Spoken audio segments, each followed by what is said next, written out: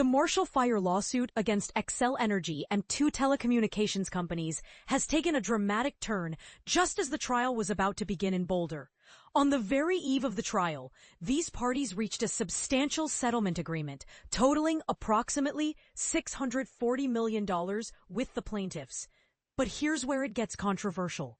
While the settlement signals a resolution, the exact details remain confidential. And the utility company firmly denies any fault or negligence in causing the devastating fire.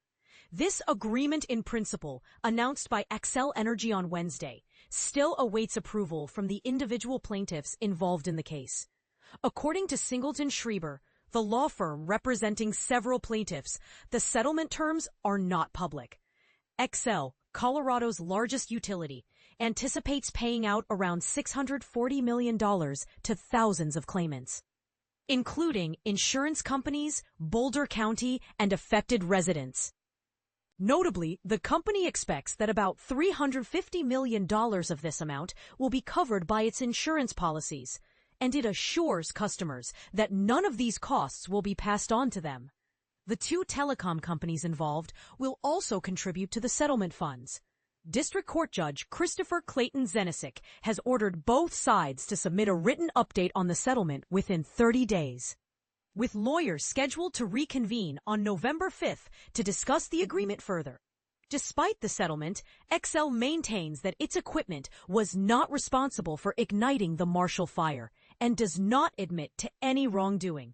Bob Frenzel, Xcel Energy's chairman, president, and CEO, emphasized, in resolving all liability from the claims, this settlement reinforces our long-standing commitment to supporting the communities we serve. However, not everyone shares this sense of closure.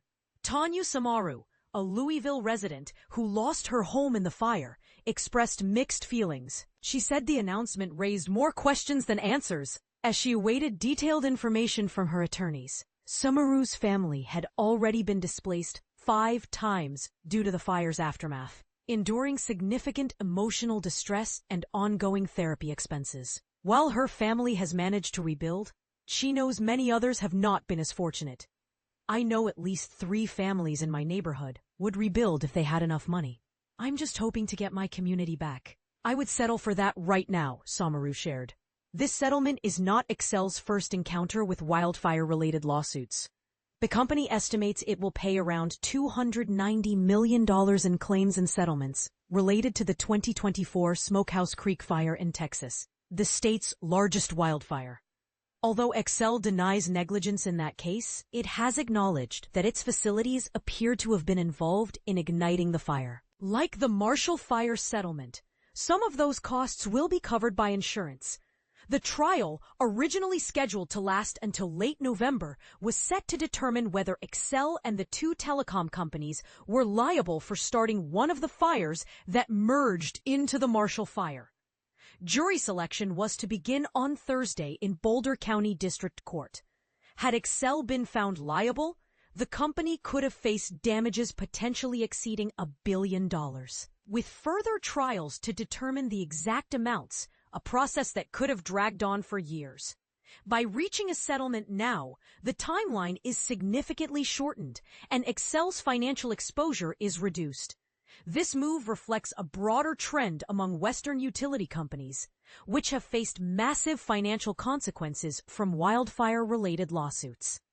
For example, in 2023, an Oregon jury found Pacificorp liable for sparking several fires in 2020, resulting in nearly $500 million in damages awarded to survivors, with more trials pending.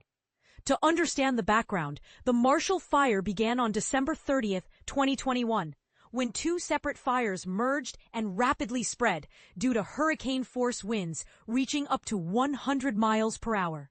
This information comes from a 2023 joint investigative report by the Boulder County Sheriff's Office and District Attorney's Office, with federal and state officials also involved.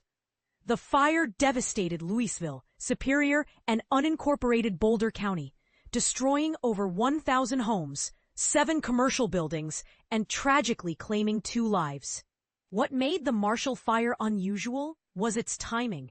it occurred outside the typical summer wildfire season, and the fact that a snowstorm later helped extinguish it. Initially a wildfire, it quickly transformed into an urban inferno, engulfing entire neighborhoods. The official 2023 investigative report focused on the origins of the two initial fires. On December 24th, members of the 12 Tribes Christian sect conducted a controlled burn of scrap metal, branches, and other debris on their property, covering the pile with dirt afterward. Firefighters responded but were not concerned due to rainy weather and low winds, and no high fire risk warnings were in effect. However, less than a week later, a windstorm uncovered part of the pile, spreading hot embers that ignited a fast-moving grass fire, the first ignition of the Marshall Fire. The second ignition, called the Trailhead Fire, started near the Marshall Mesa Trailhead in South Boulder, close to Xcel Energy's power lines and just a few thousand feet from the first fire. Investigators and experts concluded that the most probable cause was sparks discharged from a disconnected Xcel power line. Yet, the report could not definitively rule out other causes, which Xcel used to support its defense. Notably, the Trailhead Fire was near an underground smoldering coal fire that had ignited a small grass fire back in 2005. Regarding criminal charges, the investigation found no evidence that the controlled burn by the 12 tribes was reckless or that they knowingly caused the massive fire. Similarly, there was no proof that Xcel committed any crime in the design or maintenance of its power lines. The Boulder County District Attorney's Office stated, though the fire devastated thousands of people, there was insufficient evidence that a crime was committed that could be proven beyond a reasonable doubt. However, this did not prevent civil lawsuits from moving forward against Xcel and other parties.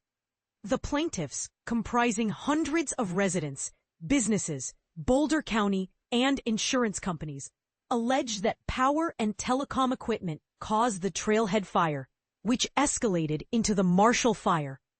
They claimed negligence on the part of Xcel and two telecom companies, Teleport Communications America and Quest Corporation, leading to the destruction of homes and other damages. Conversely, Xcel and the telecom companies denied any role in starting a fire and argued that the 12 tribes and other groups were responsible for the plaintiffs' losses. Xcel's legal team stated, in short, the evidence at trial will establish that any losses suffered by plaintiffs were suffered at the hands of the 12 tribes, not Xcel. The plaintiffs are represented by a coalition of law firms from across the country, while Xcel is defended by a Denver-based firm and the prestigious New York law firm Cravath, Swaine Moore.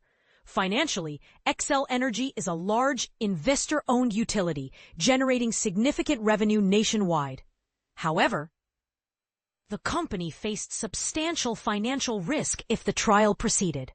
In a July 2025 earnings report, Xcel warned that court-ordered damages could exceed its insurance coverage of approximately $500 million. By June 2025, it had already spent about $100 million on legal costs related to the case. A pressing question for many Coloradans is whether this settlement will lead to higher utility bills. Xcel has assured the public that none of the settlement costs will be passed on to customers. Still, residents already pay for wildfire risk mitigation efforts, such as vegetation clearing around power lines, and have historically contributed to the company's excess liability insurance premiums. In 2024, Xcel's insurance costs surged by roughly 300%, partly due to wildfire risks. Last year, a Public Utilities Commission employee recommended that if Xcel were found responsible for starting fires, it should not be allowed to charge customers for related insurance expenses. Since the Marshall Fire, Colorado has taken significant steps to address wildfire risks more proactively. Although Xcel had a wildfire mitigation plan in place at the time of the fire, state regulators recently approved a more comprehensive and costly plan. This new strategy includes advanced technologies like AI-powered cameras and relocating some power lines underground, measures that will likely increase customer bills but aim to prevent future disasters. Communities across Colorado are also adapting. Many homeowners face rising insurance premiums or loss of coverage due to wildfire risks. In response, cities like Louisville have implemented new building codes requiring wildfire-resistant construction and renovations, helping to harden homes against future fires. This settlement raises important questions. Is it fair for Xcel to deny fault while agreeing to pay such a large sum? Should utility companies bear more responsibility for wildfire prevention, or is this an unavoidable risk of living in fire-prone areas? And how should the costs of these disasters be shared between companies, insurers, and customers?